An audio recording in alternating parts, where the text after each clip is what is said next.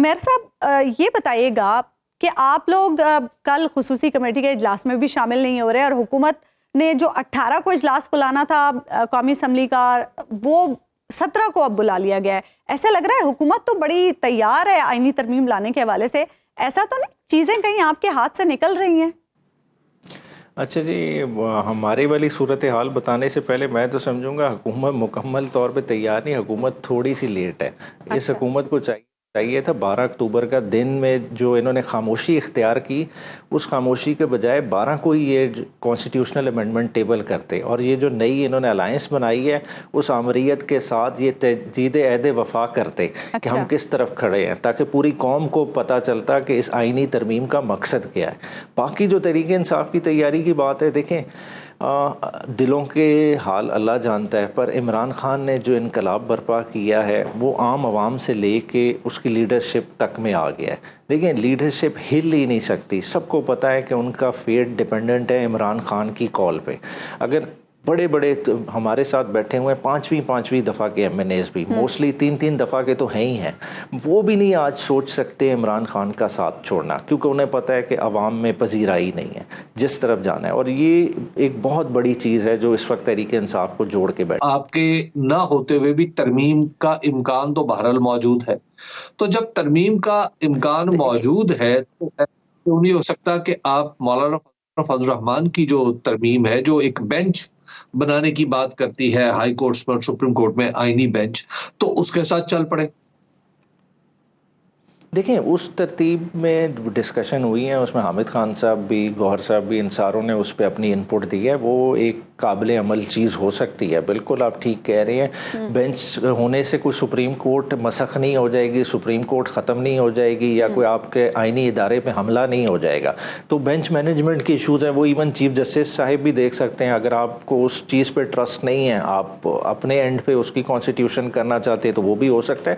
وہ ایک قابل عمل آئیڈیا ضرور ہے. مگر دیکھیں یہ آئینی پیکیج خالی اس حد تک نہیں ہے، اس آئینی پیکیج میں یہ الیکشن کمیشن کو بھی ایکسٹینشن دینے جا رہے ہیں. دیکھیں خان صاحب ایسے نہیں کہہ رہے تھے کہ یہ ایکسٹینشن کا معاملہ ہے.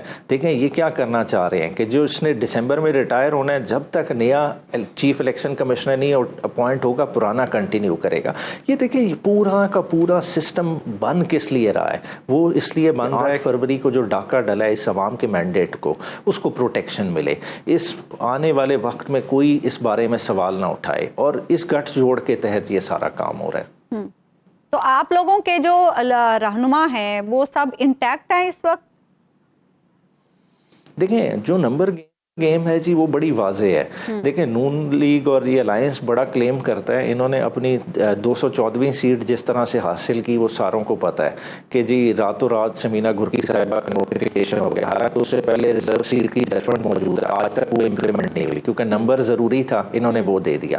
مگر اسی حکومتی اتحاد نے 2 ریفرنسز بھی موو کیے ہوئے ہیں، ایک عادل بازائی کے خلاف جو کہ ہمارا تھا ایفیڈیوٹ نون لیگ کی طرف سے داخل، چودھری الیاس گجرات والے ان کا کاف لیگ کی طرف سے داخل ہوا. تو یہ 2 سیٹیں تو وہ آلریڈی گوا چکے ہیں، ان کا نمبر 212 پہ آ جاتا ہے. اور 212 میں 12واں ووٹ ہے آپ کے اسپیکر صاحب کا جو کاسٹ نہیں ہونا، تو 211 ہے. 224 تک پہنچنے کے لیے انہیں منیمم 12-13 نمبر اضافی چاہیے. تو 12-13 نمبر مولانا صاحب کے بغیر تو بالکل بھی نہیں آ سکتے. اور پی ٹی آئی کی جو اس وقت سچویشن ہے، پی ٹی آئی میں سے بھی جو میں سمجھتا ہوں 2 یا 3 سے زیادہ کی انہیں سہولت کاری نہیں مل سکتی. تو یہ آئینی ترمیم آپ دیکھیں گے کہ فلور آف دا ہاؤس پہ بھی انہیں بہت ڈیفیکلٹ ٹائم ملے گا. تو میر صاحب مولانا فضل الرحمان کے ساتھ کھڑے ہونے میں آپ کو کیا چیز روکے ہوئے؟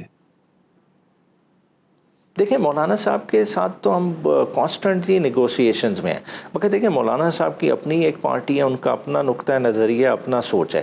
دیکھیں مولانا صاحب نے بھی اس اسمبلی کو جعلی کہا ہے، مگر ہمارا اس سے موقف اور ہٹ کے ہے. ہمارا کیا ہے کہ جی سینٹ اس وقت کمپلیٹ نہیں ہے تو آئینی ترمیم ہو نہیں سکتی، ریزرو سیٹ کا فیصلہ امپلیمنٹ نہیں ہوا، آئینی ترمیم ہو نہیں سکتی. پھر 85 سے زیادہ الیکشن پٹیشنز پینڈنگ ہے، جو 180 دن آپ کا الیکشن ایکٹ کہتا ہے اس نے ڈیسائیڈ ہونا تھا. تو جب ایک اسمبلی کا ٹائٹلی ڈسپیوٹڈ ہو، وہ اسمبلی دیکھیں ڈے ٹو ڈے ورک تو چلا سکتی ہے، مگر ایک آئینی ترمیم جس میں آپ کی قوم کا فیٹ، آپ کی قوم کا فیوچر، آپ کی قوم کا سب کچھ ڈیپینڈ کر رہا ہے، وہ آپ کس طرح سے لا سکتے ہیں؟ اور یہ تو ساری چیزیں آتی ہیں کنسنسس کے ساتھ، پوری قوم کو اعتماد میں لے کے لائی جاتی ہیں. کیا آپ نے الیکشن کے وقت کیا آپ کا یہ ایسا کوئی ایجنڈا تھا؟